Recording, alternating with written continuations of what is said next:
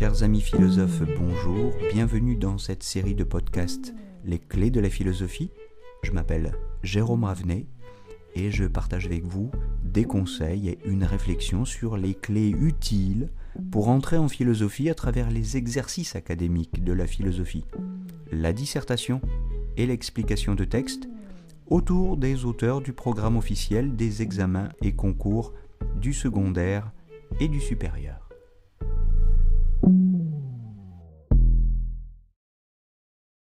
Chers amis auditeurs, bonjour. Nous nous retrouvons aujourd'hui pour parler de la technique.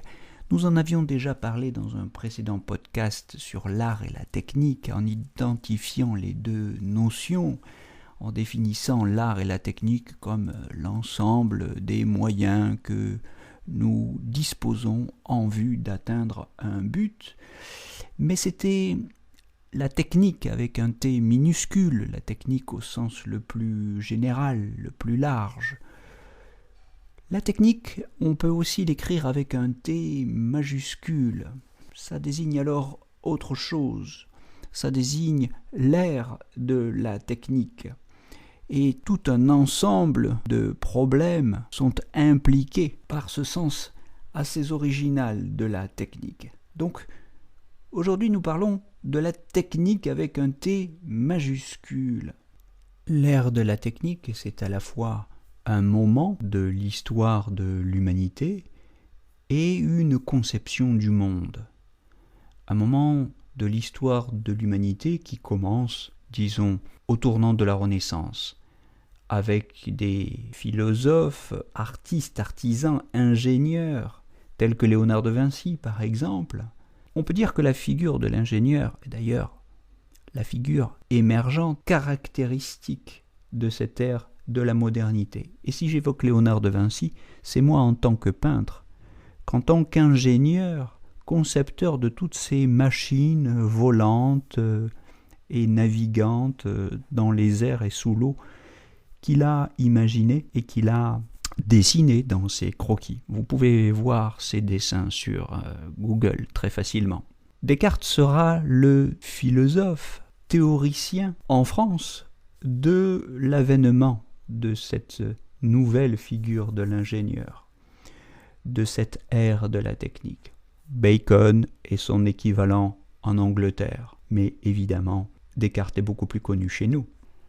Alors de quoi s'agit-il? De quoi les philosophes nous parlent-ils lorsqu'ils parlent de la technique avec un T majuscule? Eh bien cette notion renvoie, c'est ainsi qu'on peut la définir, l'ensemble des moyens matériels qui vont de l'outil le plus rudimentaire à la machine la plus sophistiquée que l'homme met en place pour améliorer ses conditions matérielles d'existence. Tel est son objectif. En quelque sorte, on peut dire qu'il s'agit pour lui de répondre aux problèmes pratiques de la peine que lui coûte cet effort pour transformer la nature. Et ce qui est tout à fait nouveau avec la technique moderne, c'est que l'homme n'est plus simplement homo faber, bricoleur. Il n'utilise plus simplement les outils rudimentaires, dont le premier avait été le silex.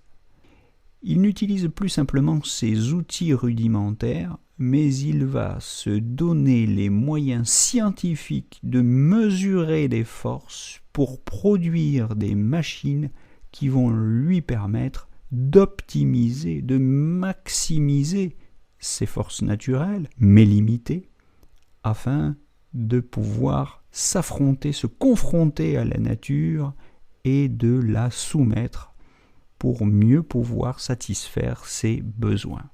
C'est ce qu'on entend par amélioration des conditions matérielles d'existence, puisque tel est le but de la technique. Donc ce qu'il faut bien noter, c'est que dans cette technique moderne qui naît avec les ingénieurs de la Renaissance et avec Descartes qui en est le théoricien, ce qui caractérise cette technique moderne, c'est le primat du calcul, de la mesure, mesure des trajectoires, par exemple, dans des coordonnées cartésiennes, dans un espace normé selon les coordonnées cartésiennes renvoyant effectivement à l'invention, à la mise en place de cet outil mathématique que nous devons à Descartes. Descartes qui a, entre autres, pensé aussi le principe d'inertie. Je vous renvoie à ces principes de la philosophie. Descartes est un penseur des forces. Mais ce qu'il faut mesurer, puisque l'homme, depuis la nuit des temps, comme toutes les bêtes d'ailleurs, s'est confronté à des forces naturelles. Mais ce qui est nouveau, et c'est ce qui caractérise la technique, c'est que désormais, dans sa confrontation avec les forces de la nature, l'homme procède au moyen de la mesure. Il se donne une méthode scientifique qui ne consiste pas simplement dans l'exercice méthodique du doute auquel nous avons déjà fait allusion, auquel nous avons déjà fait référence, et je vous renvoie à notre podcast sur la vérité consacrée au doute méthodique de Descartes. Ce qui est tout à fait original ici, c'est le primat du calcul scientifique, de la mesure. On parle d'ailleurs dans cette perspective de technoscience. Technique avec un T majuscule ou technoscience, c'est la même chose. Voilà le rêve cartésien, ou plus largement le rêve d'une maîtrise sans limite des forces de la nature telles que l'ont pensé les ingénieurs de la Renaissance. Bien voilà, il faut comprendre que cette ère de la technique, ce n'est pas seulement un moment dans l'histoire de l'humanité, c'est une conception du monde, c'est un véritable projet de civilisation qui consiste dans l'agencement d'un monde intégralement configuré par ce savoir technoscientifique. Et c'est ce que, grosso modo, depuis les années 90 de la fin du XXe siècle, les spécialistes appellent l'anthropocène. Bien, on peut considérer que cette vision technoscientifique du monde, ce projet d'une maîtrise intégrale de la nature, est tout à fait original et nouvelle et contraste avec la conception religieuse traditionnelle de l'homme du Moyen-Âge, par exemple, qui ne se considérait lui-même sur la terre que de passage. Par conséquent, la maîtrise de ses conditions matérielles d'existence était pour lui tout à fait secondaire et subordonnée à l'immortalité.